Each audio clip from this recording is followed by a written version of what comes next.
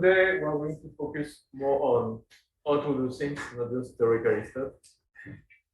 So before preparing a SXAS experiment, I mean, it's like almost every experiment you do, you have some questions that is to ask yourself first. So the question is, what am I looking for?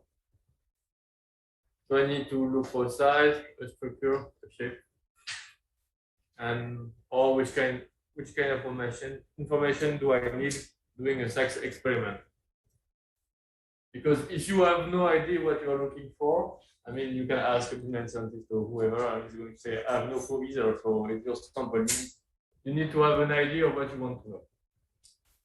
Then the other very important part is if your sample is suitable for SXAS experiment. So is easy to handle?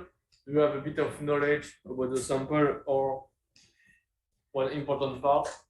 Will you have absorption from the sample or the buffer mainly when you will put it into the beam? So handling is quite simple. Is it dangerous? I mean, is it gas or stuff like that?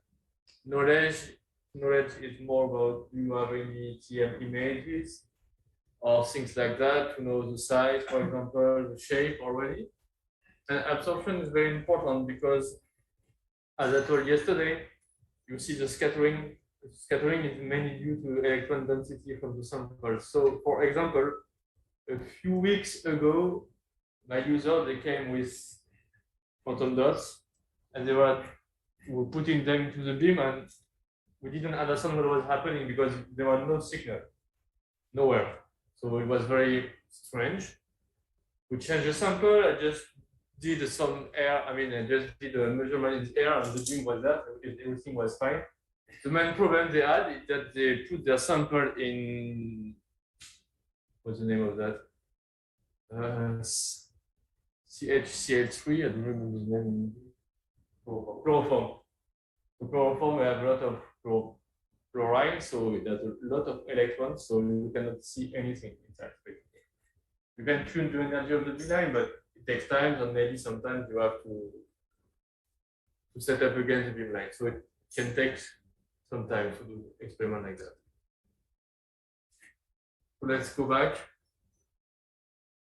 to handling. So if it's a liquid, a gel, or a solid, we have a lot of holders on the beam line. I mean, every beam line has like 10 or 20 different holders for the sample. So this is something you have to think before your experiment. Knowledge about the sample is making other experiments, as I told you before, TM, DLS, to have more information. And one important thing is the polydispersity. A few years ago, we had some guys from some industrial company that came and asked us, I have this cream, I want to know the size of the sphere inside. I said, do you have any clue about the size already for me to tune up the beam line? I said, we have no clue. And basically the size they were inside, we knew a bit at all, was from 10 nanometer to 1 micrometer. So the SXAS curve was not exploitable at all, it was very flat. I mean, we have the sum of all the scattering from all the sphere with different size, so we could not see anything. And they were mainly very polydispersed as well, so we couldn't then say anything. So this is important. So the contrast with the solvent, this is really, I mean, as I said just before, it's very important, and with the matrix as well. Nevertheless, one of the major advantages of SXAS is that you can do subtraction, meaning that you can remove the signal from the solvent or the matrix from the sample. So that if it's possible. Sometimes, unfortunately, you cannot do that. So you have to think a bit. I mean, we have to think together a bit of what can we do. And if there is low contrast, it can be tricky. You need to do all the experiments in the same holder, basically, air, solvent, and sample. Makes a good subtraction. So there are things that you never have to forget. When you are doing measurement in solutions, you have to record empty holders. So I will show you later what they look like, but it can be capillaries, cells, everything. need to make an empty one to know if there is something wrong with your capillaries or cells. And later, you need to record the water or buffers in the same capillaries in which you are going to record your sample. This is very important because capillaries, you buy them, they say it's 1.5 millimeters, and finally it's 1.6 or 1.4, and then when you subtract, basically it's useless. For solid, it's a bit more easy. You have to record L and record reference sample. This can be something called lupulence, or we have other reference samples for the intensity, especially. And this has to be done at odd working distances because you cannot do only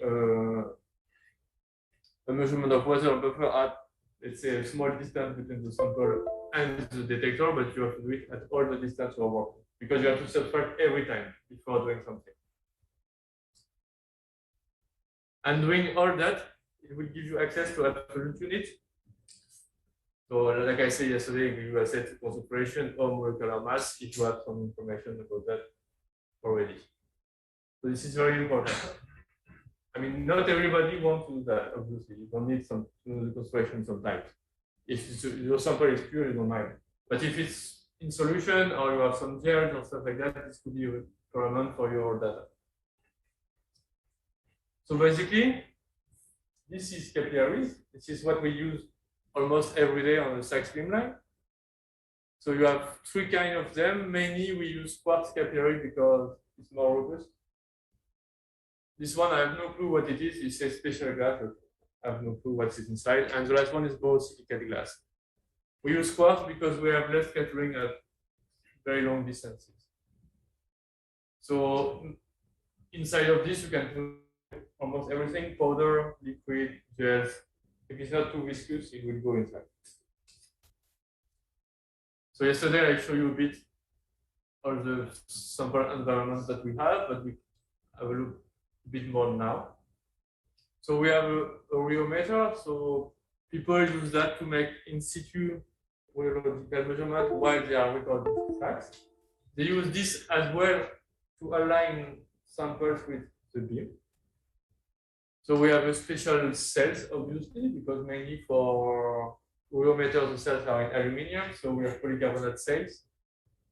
So we can see through the cells. So we have as well a stop flow. So this is for fast kinetic experiment.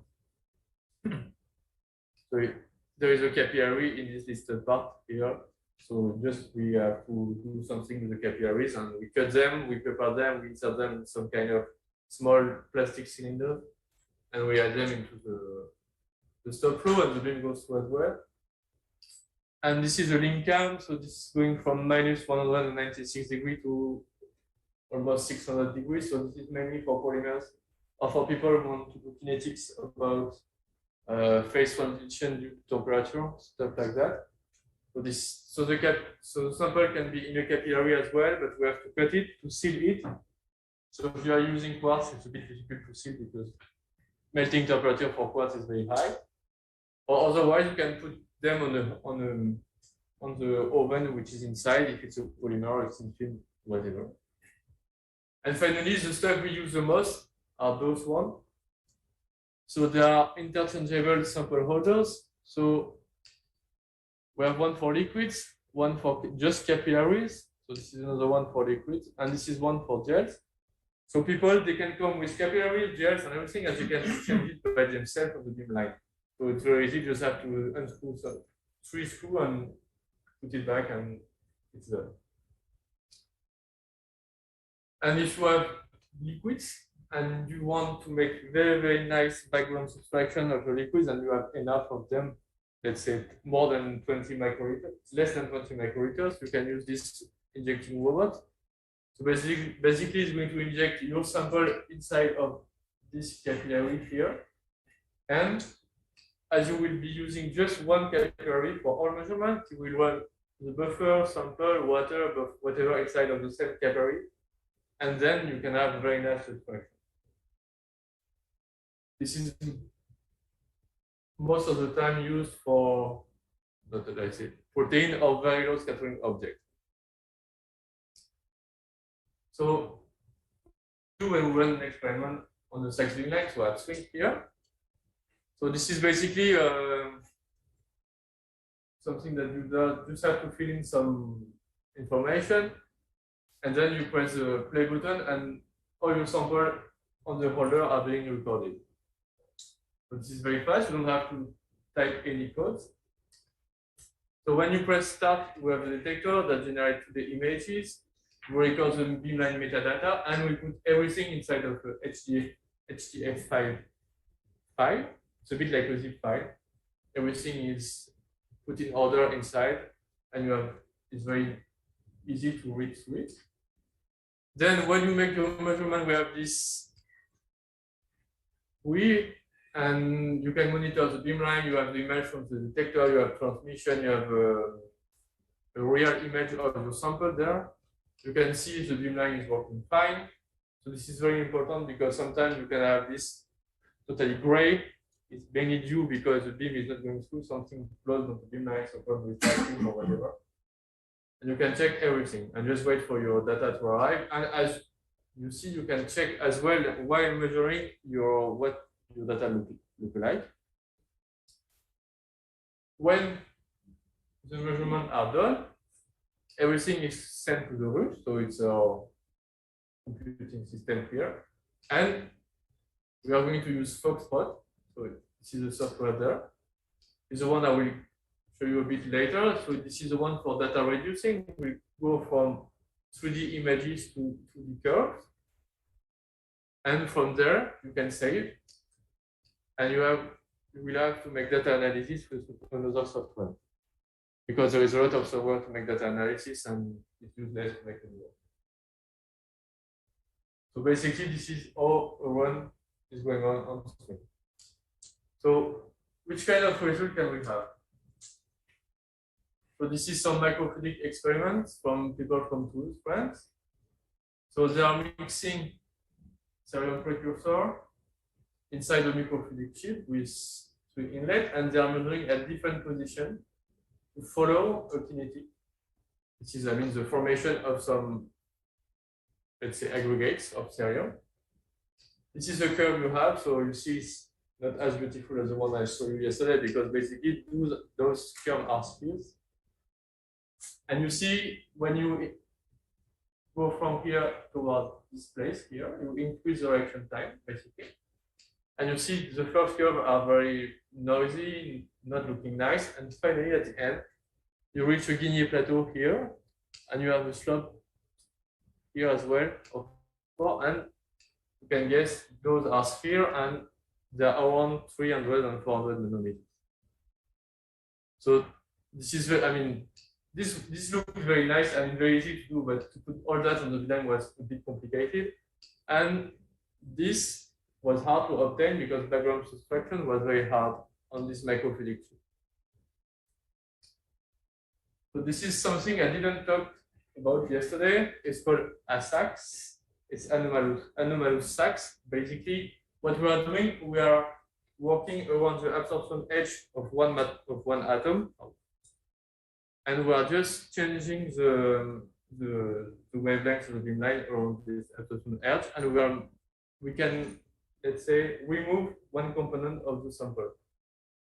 And from that, what we can get, we can check if it was cobalt catalyst.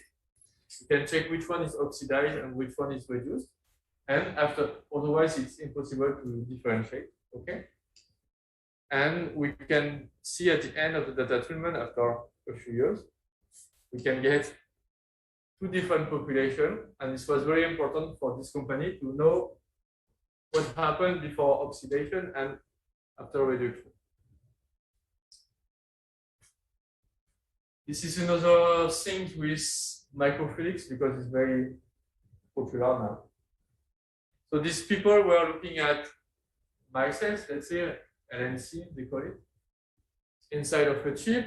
So they are mixing here with a Y, and we are putting the beam everywhere in the chip. Okay, we are scanning basically the chip. And what they were looking at, it was what was TS. This is the shell thickness, and what was RC, the core radius. because you can differentiate that due to difference in in contrast. So this is a rotating curve here. So I don't know if you see well, but the one in gray, this is the water curve. Here you have the signal from the micro channel. So this is without any sample inside. After here in black, you have the LNC formation. In the one under is when you have put, you see here, and when you make the calculation to put it in absolute unit. And then the best, you say best fit, that's the guy, they did some fitting of the curve. It's starting here and going up. The thing is looking very nice. And so thanks to that, you can say that the shell thickness is 1.2 nanometer and the core radius is 48.5 nanometer. So from that, they can know by tuning the speed of injection on both sides, they can tune the size of the LNC, or they can increase or decrease the size. They want to know what's going on because this is a chip that they will use to make drugs later, and they are going to put something inside of the LNC, and they want the LNC to be a specific shape, size, and they want the chip to be reproducible in size, because otherwise you cannot have the right to put your drug onto the market. So this was a very nice experiment.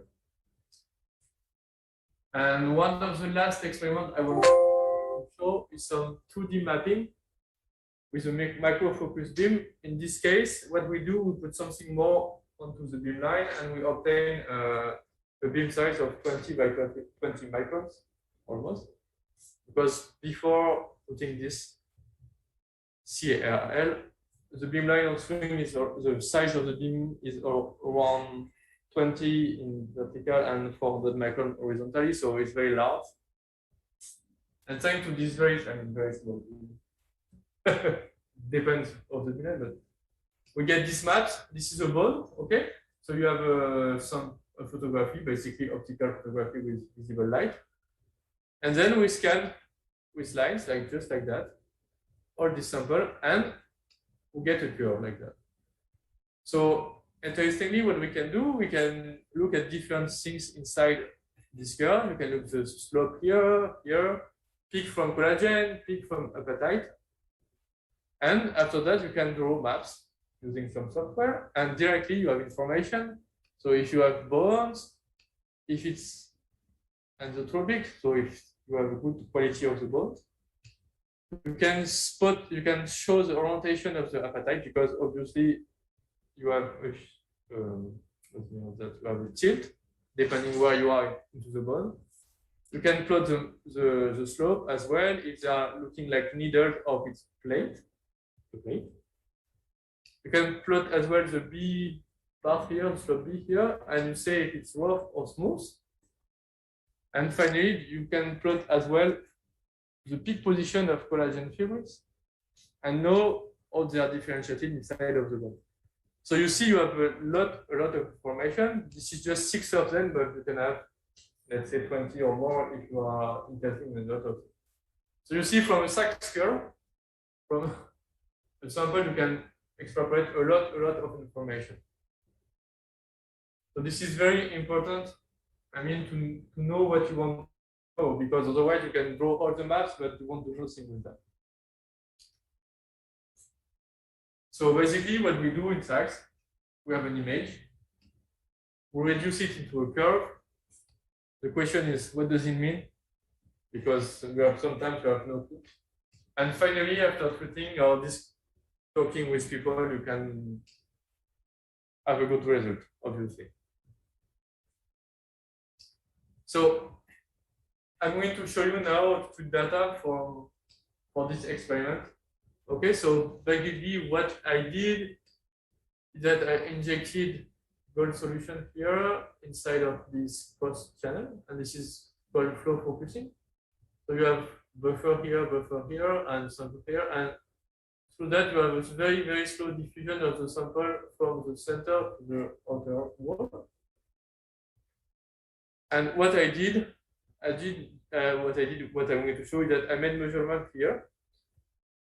Okay, this position, one there, etc., etc. And I got the images, and I will show you how to obtain the curve, how to subtract, and how to fit some curve. So this was done on suspension of gold nanoparticle at 10 millimolars. So I have to go. I'm going to sit down because it's going to be much easier. I will share back the screen.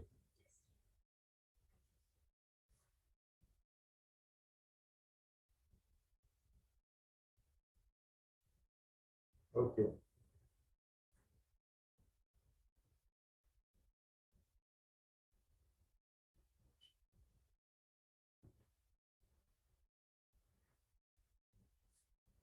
Panorama Foxtrot.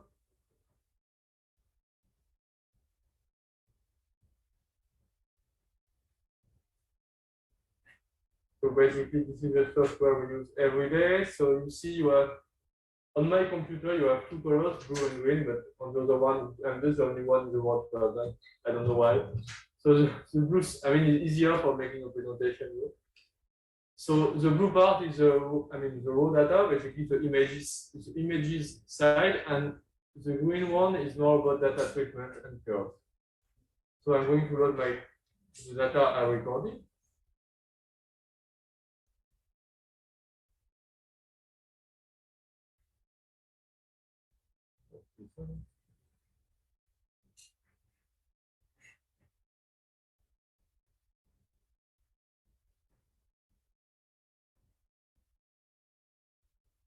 So I prepared everything yesterday, but I forget what they are. Okay. So this is a typical file we have, Nexus files. Inside of this Nexus file, you have images. Here you have 10 of them. They will be almost all the same. You can be changing around this part here. So if I zoom in there, you're going to ask me what is this? What is this thing here? This is a beam stop. Basically, it's very useful because it stops the direct beam. Because it goes through the sample, and if we don't put the beam stop first, we will kill the detector because it is very bright. And then inside of this, there inside we have a diode that measures the transmission from the sample. And obviously this is not hanging by itself, so you have its arm on the side. So when you have your image, what you need to do is you have to first make a mask. So this is something we do a lot in SACS. So basically what the mask is something that hides everything you don't want to show in your integrated data. So basically I want to remove the beam stop because there is no data in it. So I'm going to add a mask.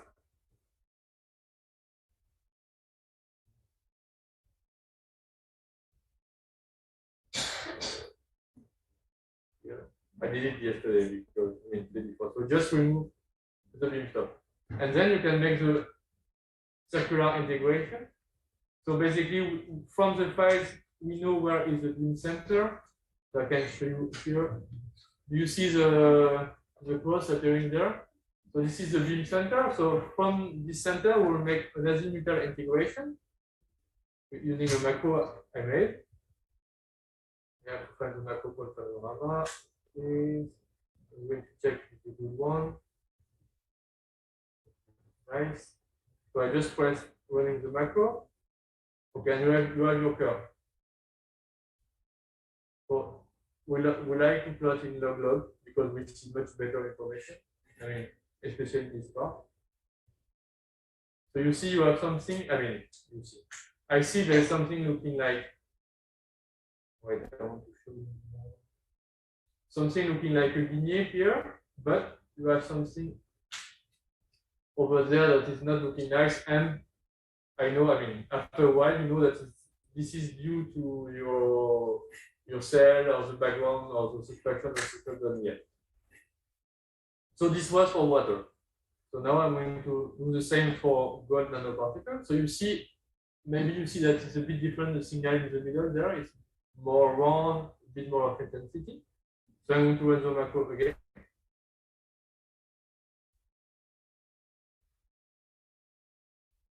is there and there. So if I zoom in here,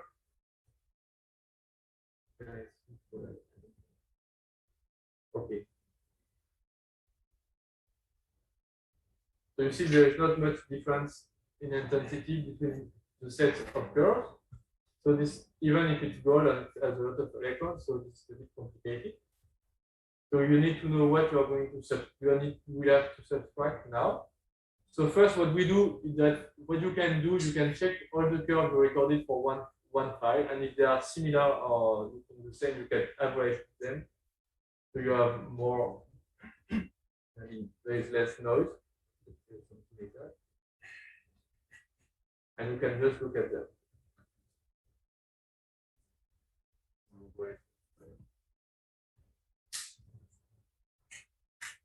So you have the data there, and what you need to do now, you need to make a subtraction. So in this part of all the stuff you can do, all the operation you can do, subtract, scale, and everything. So I have to choose which one is the background. So forget already 51, this is the background. And I subtract it. And you see my subtraction is very wrong. See the yellow ones, I will change the color because otherwise you won't see anything.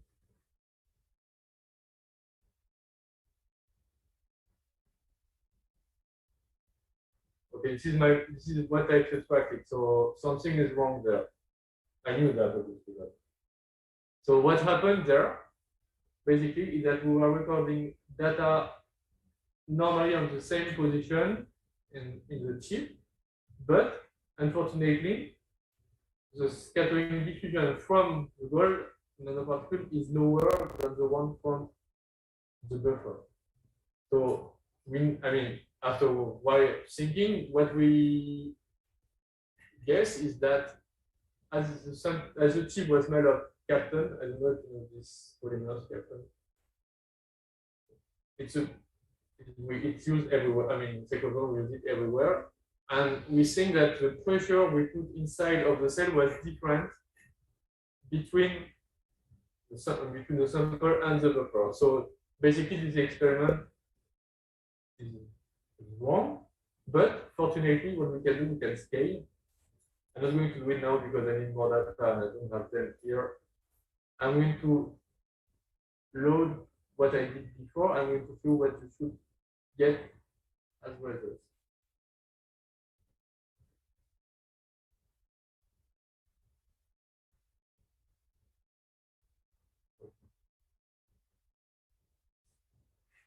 So basically, when you subtract, let's say nicely, you should have this part looking nice.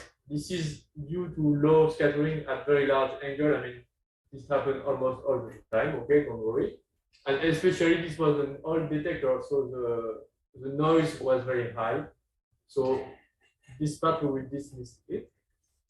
What you can do with this curve, you can think there is a Bizien here. You can first make a Bizien to, as I showed you yesterday, to have an idea about the size of the particles. So you just press the button there. I choose Bizien. I have to choose the range in which I want to make the Bizien, and I press play. I'm going to show you the curve because this is wrong, obviously. So you see the fitting is not looking good at all. So I'm going to change the range.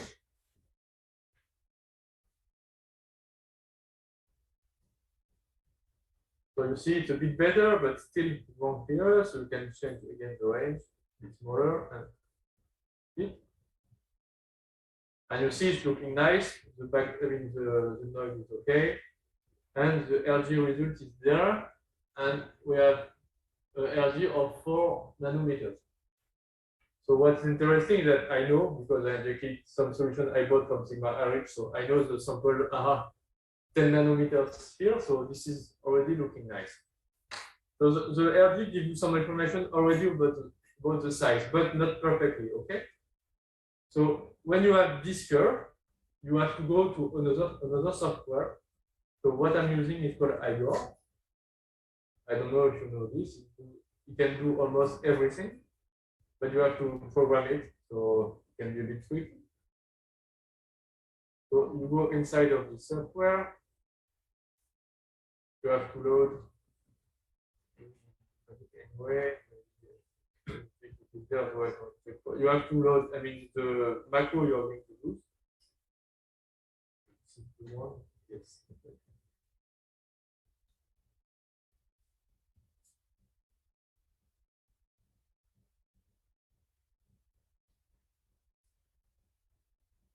So this is the final curve. I won't show that to you yet. Okay. So what I'm using is something called SANS model. This is a model from neutron scattering, but it's working as well for SACS. So what I do, I'm loading my data, and then this is the data I'm looking at, and then you have to choose function. So function, you have a lot of them. Let me show you. Yeah. So you see you have, I don't know how many there is, but a lot of them. And even for shell nanoparticles, you have 5 or 6 of them. And you can look at, if you have something you want to do, you can function help and you use the equation they use. Sometimes you have some nice curve, theoretical curve that show you how maybe the signal should look like when you integrate. When you know what you are looking at in your signal, you can choose the one you need. So I choose this one for me, poly-hard spheres, because they are a bit poly-dispersed, and they are hard spheres because it's a gold nanoparticle. And then I plot the theoretical curve here. This corresponds to the parameter I put in here. I mean, when you add the function, it puts some parameters already, and you have to manually change, for example, the radius, poly-dispersity, and everything. And then you have just to do that. When it's finished, you need to append this theoretical curve to the sample curve here, and then just do one click. It can take sometimes like 30 seconds or less, depending on what you want. And after a while, it will finish and give you back the hand, and you will have some results. So this is the result I got. I don't want to do it in live because obviously something wrong will happen and everyone knows that. Computer will crash or everything. So basically what we have is that we have a radius of 45.54 nanometers and the poly-dispersity is 0.1. I mean, so this is not bad because, as I said before, the nanoparticles are 10 nanometers gold nanoparticles, so the radius is 45, so I mean, 4.5 nanometers. So this is for the big nanoparticle. So I did the same for smaller one. So let me go back to Foxtrot. Where are those ones? So this is another one. I mean, I will go back to, because I have to integrate through everything. I will just show it here. So this is the 5 nanometers.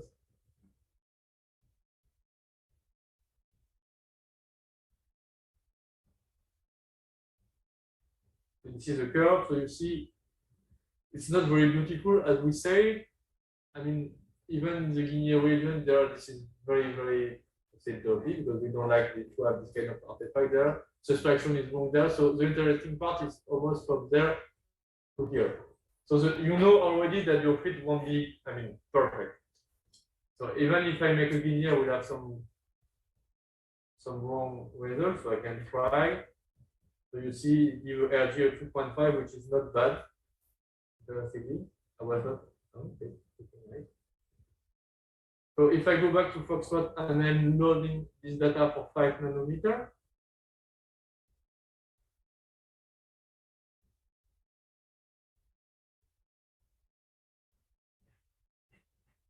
okay, as before, I did all the importation of the model. I plotted and I added to the measured curve, and this is what you get. And obviously, I'm not happy because you have no clue if this part is good enough here. I mean, you have a lot of nodes. This part is okay, but you cannot do better. What you can say is that the radius is 29 angstrom, I didn't put point dispersity in this one. I forgot. And you may have more point dispersity due to the very high background here. So when you get this result, you cannot every time say this is perfect. This is for sure 29 angstrom radius spheres. You have to add point dispersity. You have to be careful of what you are doing. Okay, because this is if you publish that, everyone will say what so this is very wrong. I mean, the first part, I mean the first curve was okay, but there is too much noise here. So as I said before, we are lucky because to find this, I mean, to find this result because I use this sample, so it's 10 nanometer. I didn't find an image for the 5 nanometer, but sometimes, and a lot of times, when you buy nanoparticles from supplier, you have very strange results when you do it in SACS because they are using TEM. And in TEM, when you are analyzing the size of your particle, you are just doing that on one image on, let's say, 100 nanoparticles. Okay.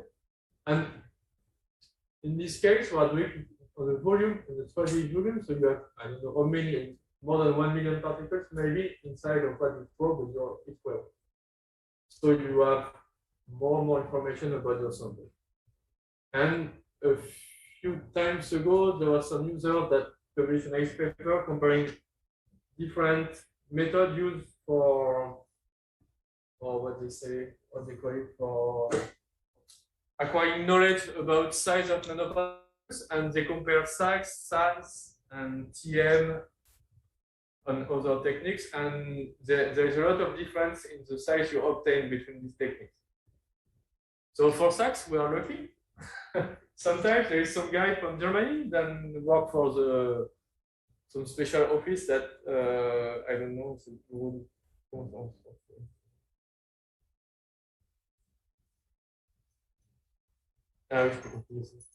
It's some kind of international standard stuff, okay? And he sent us some random nanoparticles that they know perfectly it's this size, and we have to measure them. And in SACS, it's almost the right side every time. Sometimes you are wrong, but you made something wrong while you are measuring your data. So you have to be careful doing that. Okay, so now I'm going to show you this stuff. So what we can do with SACS. So what we did here, so this is a nanorods, okay? So it's the quantum rods, it was called. We put this pseudopeptide on it, and we mix them with vesicule of DMPC and DMTAP. This is phospholipids, so they are charged. This is charged as well. To know that there is some complexes formation between the rods and the lipids, we make some equation, zeta potential, and we see that we decrease the zeta potential and we go to 0, and that we have some complexes formation. As you can see on the image, you have something forming inside of the tube. When you do SACS, you have that. So this is the curve at, let's say, room temperature. We increase the temperature to check what was going on because it's known that lipids melt when you increase the temperature, in SACS at least. You see that. And we see a transition here from, it's called the L beta phase to the L alpha phase, above 38 degrees. We have a delta Q of 18 angstroms. And what we see that the broad peaks are not moving. So basically what's going on is that we start from there and we arrive there. So the distance between the head here is decreasing. That's why you have a shift towards larger Q. And two stuff there. We know that the sharp peaks here are lipids, okay? And the broad peaks must be the quantum rod superlattice because it's not moving, it's not, there's nothing going on with them. So when to do a larger Q range experiment, and we have all these peaks. So if you remember, you have the broad peak here and a large peak here. This is the part we saw before. So as it's lipids, we know, thanks to literature on readings, that they are assigned to a multilamellar phase. So multilamellar phase is very simple. You have just, like, say, plates around one above each other. The distance, I mean, the peak position, the distance measure is between the head of the lipids. And thanks to the peak position, the peak 2, 0, at this position, we have a repeating distance of 88 angstrom. Okay, we're happy, but something is very wrong. Normally, it should be 44.2 angstrom. So you are there, you're a bit stuck, you know, so you are, this is 2 times the size. So you are wondering in your mind what can happen. So you make some basic calculation, addition. So you say that the parameter A should be is this, and you calculate and you find something very large. It's impossible because nothing on your SAX curve gives you these results. So this is impossible. So you have, after a while of thinking, obviously, you have to come with only one solution. The only one solution that fits these parameters is that, which we'll feature later, is you have diameter of a quantum rod plus 2 lipids layers. And this fits perfectly with what we get with the SAX curve. We know we have a rectangular central phase because some peaks are missing. Everything about this knowledge is completed in books, or you have even web pages that do that for you. So it's quite simple now. And we can plot all the peaks using this formula. So this is from the textbook as well. And we have a nice table with the theoretical position and the experimental position that are very nice, very similar. And we have this characteristic for our rectangular central phase. As these peaks are missing, as I previously said, we know this is a rectangular central phase, because if those peaks are not missing, this is another phase. And to be sure, we increase the temperature and we did the same work again.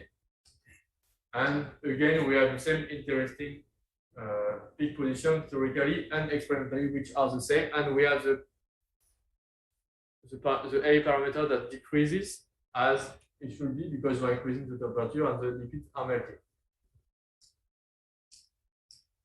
So basically, what we got at the end. So this is very strange because lipids are not supposed to be formed like that, but in this case, it happened before. If you put DNA instead of what happened before, so we have already some point of beginning to understand our structure. So basically, when you have the quantum rod inside of the structure, you have some kind of ondulation of the membrane, and this is what you see inside, the distance between the center of a rod to another one to another one. So this is A and B. So this one was a bit tricky because the parameter didn't fit with anything we knew before, and it was very strange. Sometimes it happens, you have to think a bit. And you have to know your sample, because we check a few times, because something you can pollute your sample, adding something else inside, and this can change the structure of your sample. So to verify that, we went a bit further. So this is something we do not make often. So this is some of the theoretical calculation. So basically what we did, we calculate the electron density of the sample. And this is what we obtained to confirm that the structure of the drawing we did is what happened really. So in red, it's where you have a lot of electrons, and in blue is where you have much less. So if you take this rectangle and you put there, it's fitting perfectly. So this is something you can do. It's not doable all the time, obviously, because sometimes it's too hard to make the calculation while the phases are very complicated. And what I wanted to say is that this helps really to make people understand your drawing sometimes, especially in this case, because the electron density between the rods and lipids and water is very, very different. Okay? So I was a bit fast today, but this is everything I wanted to show you, because otherwise I can spend hours, but as I cannot install all the software on the computers, it's too hard to make stuff, and I didn't have much time. I mean, I didn't have much time on the beamline to record nice sample for you, unfortunately, because where something happened, we had mask and everything, we work the detector and everything. So I hope I give you a bit of thinking about SACS, and if you have any question, don't hesitate.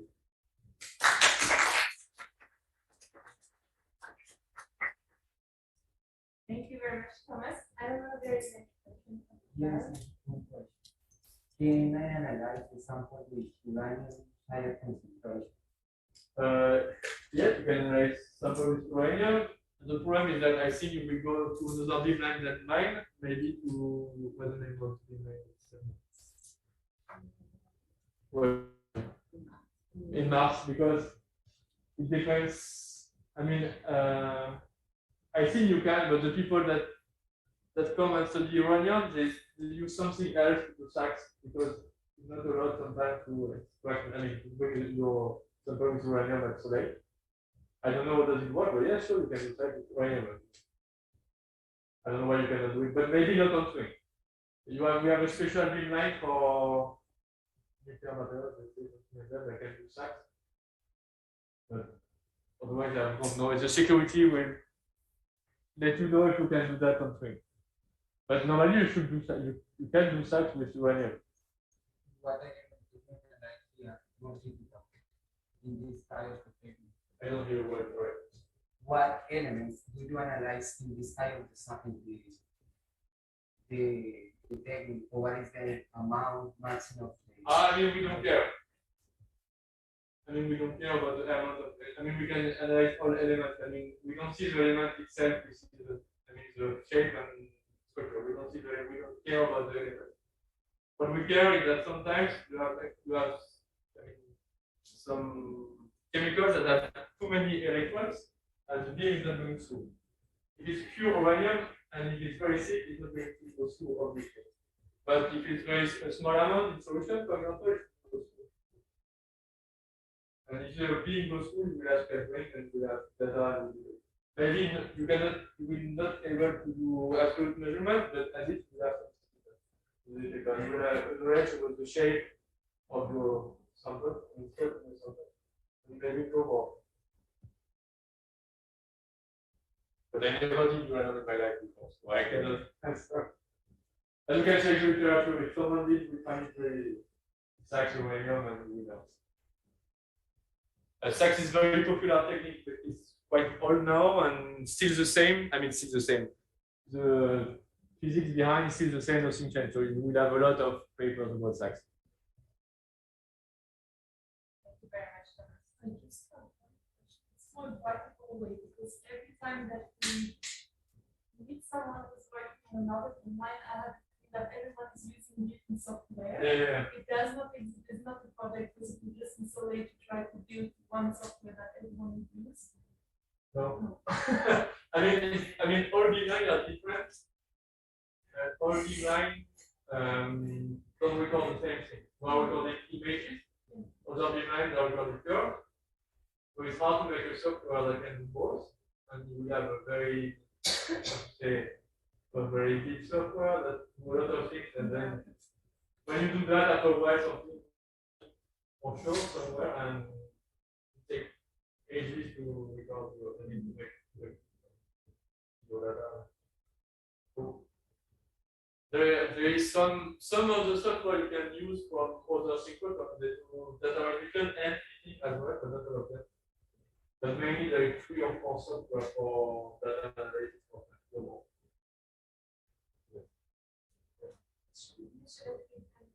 Side structure shape. And now we want to observe the structure of the molecules. Yeah. Which type of data we can get from this structure of aggregation that we have? Size, but I specifically want to know what this structure. How we can measure which type of data we can get. Even if it's the crystal or not, there it is. So you will have the you will have diffraction peaks, and you will have a structure that you what is inside of the variables. I cannot answer directly, but we have peaks and we have to find the peak position, make the ratio between them, look it's a very easy place to understand, or otherwise it can take more time. And then with that you can take the set parameter of the object.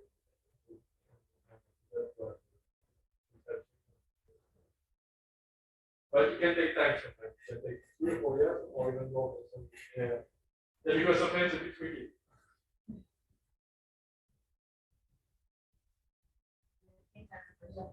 Question.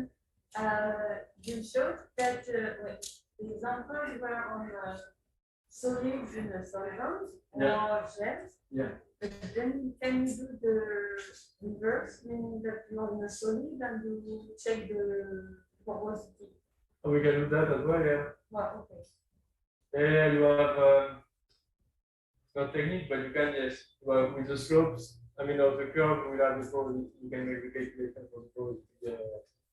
I didn't show that because I'm not very familiar with probability, so. Neither, but. But I mean, there's some people coming to the Beamline that look at probability. Yeah. So with something inside, I mean, something inside of the board or something. Oh, good.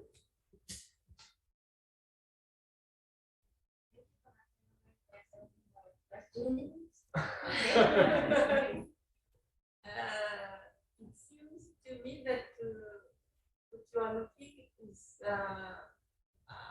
isotope structures. Yeah. And what happens if anisotropy occurs? Can you solve the in the, I mean, for example, for another particles or something like that? What particles if you have something like one organization that is not the same according to the axis? I don't know. Normally you should see something, but I'm not sure which kind of signal you get. I mean, if you're looking, for example, at one part of another particle which is the rod and the other part which is a sphere, for example, this we know how to do that because there is nice mathematicians that make the theoretical formula for this kind of shape. But if you don't have the calculation, basically it's very hard. Yeah, but if you, well, maybe it is stupid. If you have something that's sensitive to magnetism, yeah, you put a field, and then you have something like, well, let's say a rod. Yeah, they align with the field. Well, align with the field, Yeah. or it's a line where you want to apply the field. You see that? Yes, of course. Yeah. I mean, I think there is a presentation from 2 days ago or something like that. Okay, send it to you. Okay, well, it's just curiosity. I have nothing in mind, just curiosity. No, you can follow it. I mean, you will record an image before putting the field, and then after, and it will be something. And then you can analyze. Yeah, exactly. You will see. I mean, before it should be something like in all directions. So you will maybe have just interdistance. That is very large board peaks, saying that there is a distance between the leaders or whatever. And then when you align, if there is a structure, you will see more peaks and everything will be much more defined.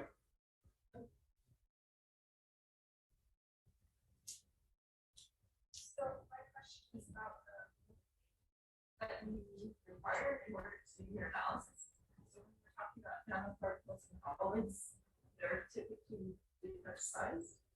And we're talking about that example of the spheres that were before. Yeah.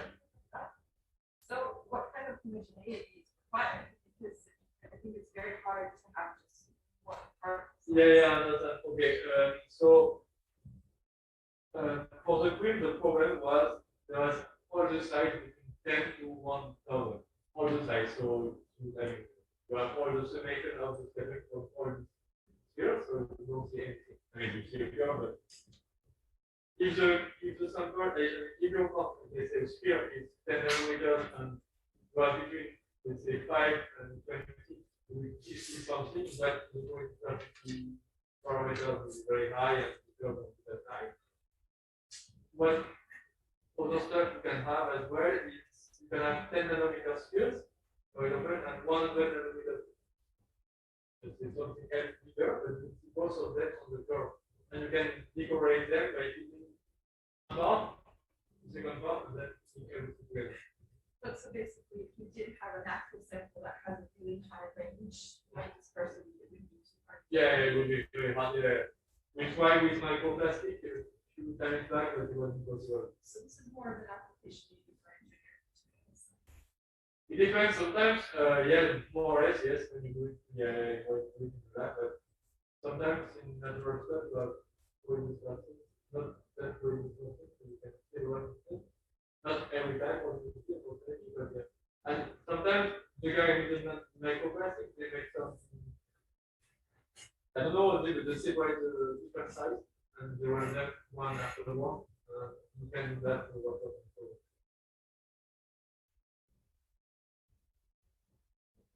No more questions? Well, thank you very much for You're welcome.